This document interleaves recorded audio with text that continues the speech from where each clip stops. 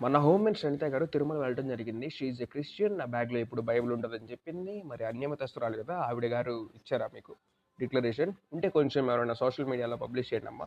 అంటే ఎప్పటికిప్పుడు రాసి పబ్లిష్ చేస్తారేమో. ఒకవేళ ఆవిడ ముందుగానే ఎళ్ళేటట్టయితే ఆవిడ ముందుగానే రాసి ఇట్లా మేము సైన్ చేసి వెళ్తున్నాం అని చెప్పేసి చెప్పెళ్ళాలి కదా మరి పైకి. మరి ఏం చెప్పుకోకుండా ఆవిడని ఎట్లా పంపించారు మీరు? అప్పుడు ఎక్కడికి పోయారు? సనాతన ధర్మం అన్యమతస్థులు వస్తున్నాడు, అన్యమతస్థులు వస్తున్నారని చెప్పేసి.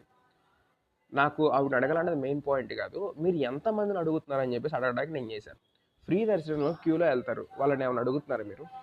నాకున్న డేటా ప్రకారం ఎవ్రీ ఇయర్ 15,000 ముస్లిమ్స్ వెంకటేశ్వర స్వామిని దర్శనం చేసుకోవడానికి వస్తున్నారు.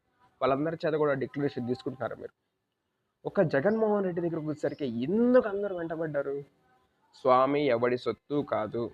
ఆయన్ని నమ్ముకొని ఆయన దగ్గరికి ఎవ్వడు వచ్చినా సరే, ఓకేనా, ఆయన వాళ్ళని దగ్గర తీసుకుంటాడు. తెలుసుకోండి ఫస్ట్. లేకపోతే అందరికి